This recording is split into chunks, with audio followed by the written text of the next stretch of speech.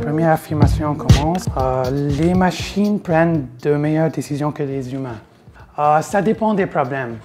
Pour un problème bien limité comme par exemple un jeu d'échecs où on a un nombre limité de mouvements possibles, ça se peut qu'une machine peut prendre des meilleures décisions qu'un être humain. Mais par exemple, si on veut qu'une machine développe un système logiciel à partir des exigences du client, où on doit prendre des décisions très difficiles concernant la conception et le développement, où chaque décision est associée avec un nombre infini de possibilités, alors bien sûr, un être humain peut prendre des meilleures décisions dans ce cas d'une machine.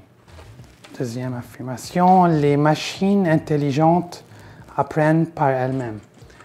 Alors, en général, non, ce n'est pas le cas. Mais si on veut dire que la machine peut améliorer sa performance d'une façon automatique ou bien semi-automatique pour une tâche avec plus de données, oui, ça c'est possible avec la technologie qu'on a aujourd'hui.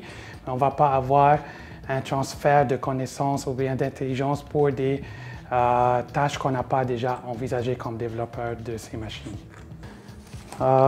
Les robots nous prendront nos emplois. Il y a un peu de vérité à ça. Les machines ont commencé à prendre nos emplois avec la révolution industrielle. Et ça va continuer avec des machines qui sont plus intelligentes, qui sont plus capables. Alors on va continuer malheureusement à perdre des emplois qui sont peu qualifiés ou des emplois qui impliquent des tâches routines. Mais en même temps, on va gagner ou bien créer des emplois qui sont hautement qualifiés, par exemple les ingénieurs qui peuvent développer ces machines ou bien les informaticiens qui peuvent programmer ces machines. Les robots peuvent développer une forme de conscience. Voilà. Ça, c'est plus de la science-fiction que de la science. Les robots ne sont pas capables de développer une intelligence générale. Ils ont une intelligence spécifique.